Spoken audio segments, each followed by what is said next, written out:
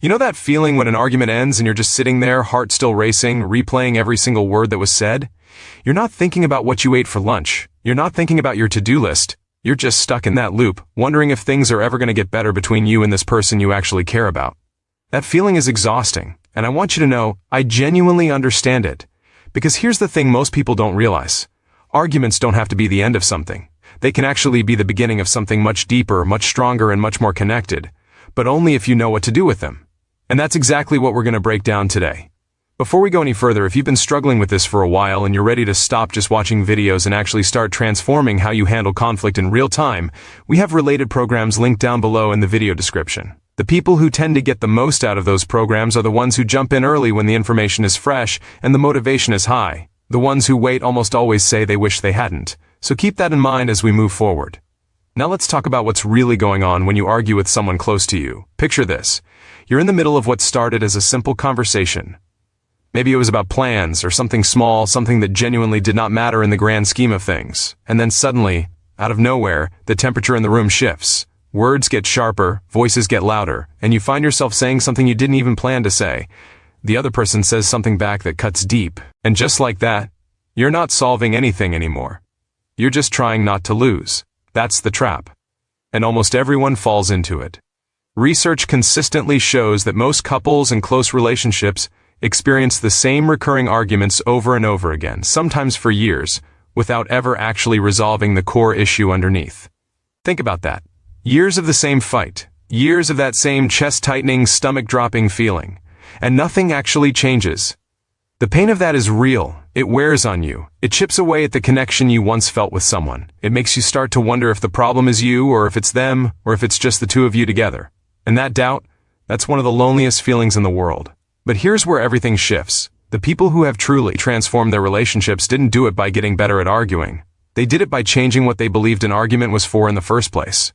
Strategy number 1 is to stop trying to win and start trying to understand. This sounds simple, but it is one of the hardest mental shifts you will ever make in a relationship. Because when emotions are high, your brain literally shifts into a defensive survival mode. It stops processing complex emotions and starts processing threat. That's not a personality flaw, that's neuroscience. Your brain is doing exactly what it was designed to do, but understanding that gives you power over it. When you feel that heat rising in your chest, when you feel the urge to fire back with a perfect response, that is your signal. That's the moment to pause, not to give in, not to be a pushover, but to take one breath and ask yourself one question. What is this person actually afraid of right now? Because underneath almost every argument is fear. Fear of not being heard, fear of not being enough, fear of losing control, fear of being abandoned.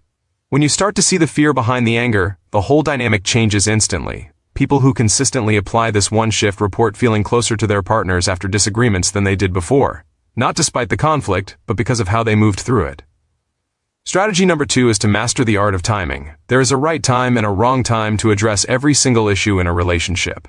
And most people try to have the most important conversations at the absolute worst moments.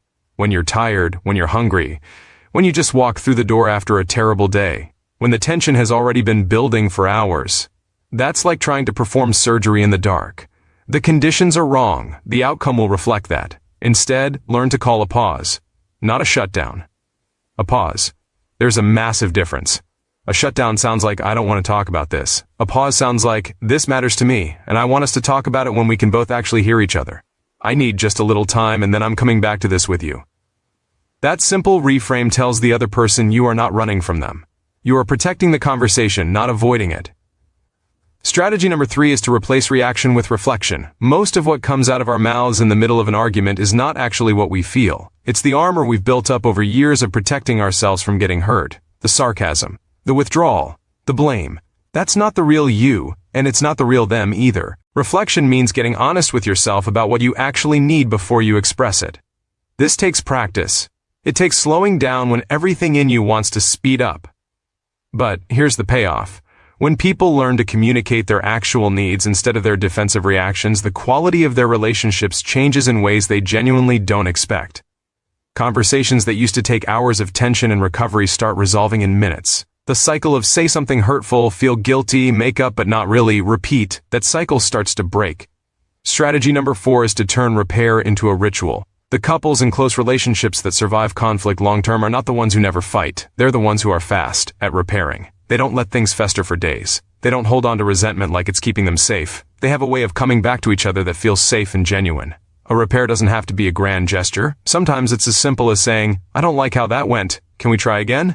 Sometimes it's a hand on a shoulder. Sometimes it's just sitting quietly in the same room and letting the silence be soft instead of sharp. The relationships that thrive are the ones where both people believe that no argument is bigger than their commitment to each other.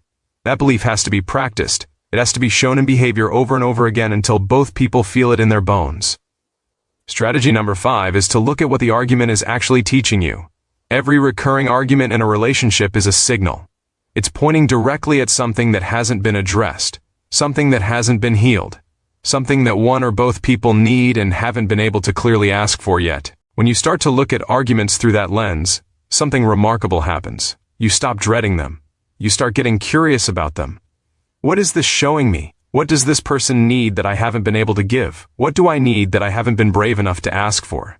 That curiosity is the foundation of real growth, and relationships built on that kind of growth are the ones that become almost unrecognizable in the best possible way. They become safe. They become deep. They become the kind of relationship you always hoped was possible but maybe stopped believing in somewhere along the way. And that's what this is really about.